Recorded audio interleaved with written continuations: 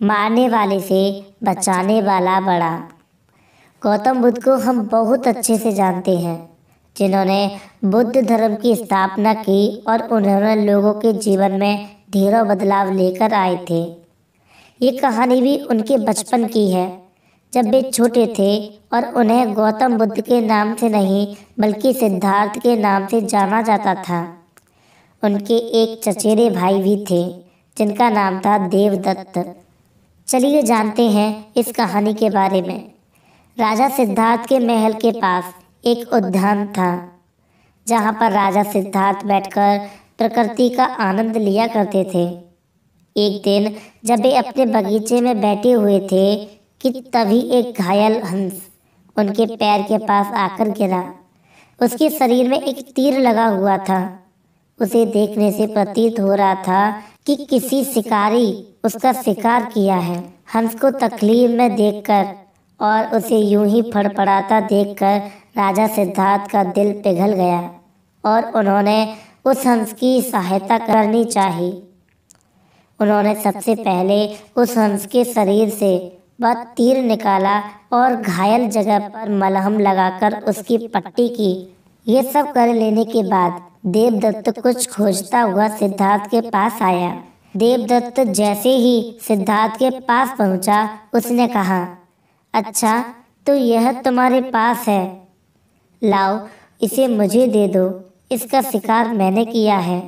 इसका शिकार करने में मुझे बहुत मेहनत करनी पड़ी है। इस पर मेरा अधिकार है। देवदत्त की यह बात सुनकर सिद्धार्थ ने उससे कहा, नहीं, ये हंस घायल था और मेरे पास आया। मैंने इसकी मदद की और इसकी जान बचाई, इसलिए इस पर अधिकार मेरा है। दोनों भाइयों के बीच उस हंस के अधिकार को लेकर बहस होने लगी। अब भी जानना चाहते थे कि उस हंस पर किसका अधिकार ज़्यादा है। ऐसे में उन दोनों ने निर्णय लिया कि वे दोनों राजा के पास जाएंगे। सिद्धार्थ के पिताजी कपिलवस्तु के राजा थे। वे दोनों राजा के पास गए। राजा के पास पहुंचते ही देवदत्त ने सबसे पहले कहा, महाराज, इस हंस पर सबसे ज़्यादा अधिकार मेरा है, क्योंकि मैंने इसका शिकार किया है। इस वजह से आप सिद्धार्थ से कहिए कि वह ये हंस मुझे दे दे।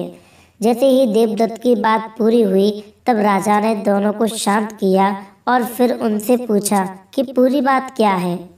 ऐसे में सिद्धार्थ ने राजा को पूरी बात बताई और उनसे बोला, पिताजी, बात यह है कि इस हंस का शिकार देवदत्त ने किया था, लेकिन ये हंस घायल होकर मेरे कदमों के पास आ गिरा।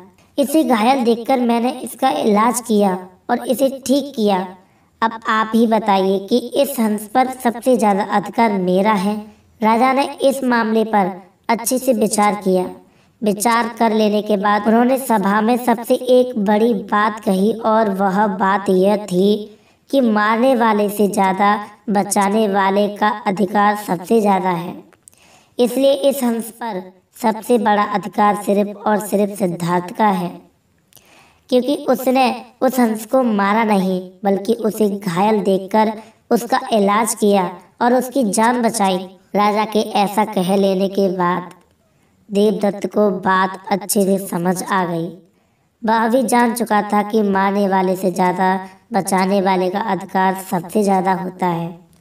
इस कहानी से हमें समझ में आता है कि मारने वाले से ज़्यादा बचाने वाला बड़ा होता है और उसका अधिकार भी मारने वाले से ज़्यादा होता है।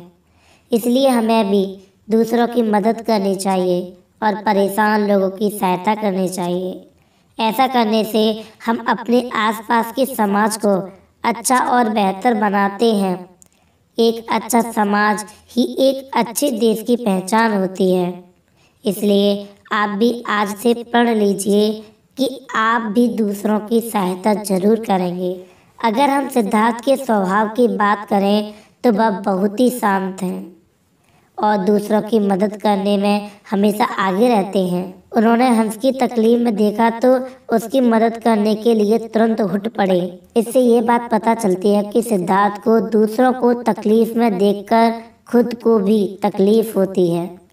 अगर हम देवदत्त की बात करें तो वह एक लड़ाकू बालक था, जिसमें सब्र की कमी थी। देवदत्त बस इतना ही जानता था, मरने वाले का अधिकार ज़्यादा होता है। वह जीवों को मारने में संकोच नहीं करता था, जो कि गलत है। वह सिद्धार्थ के विपरीत था। ये कहानी आपको कैसी लगी हमें कमेंट बॉक्स में ज़रूर बताएं। और वीडियो अच्छी लगी हो तो वीडियो को लाइक और चैनल को सब्सक्राइब करना ना भूलें।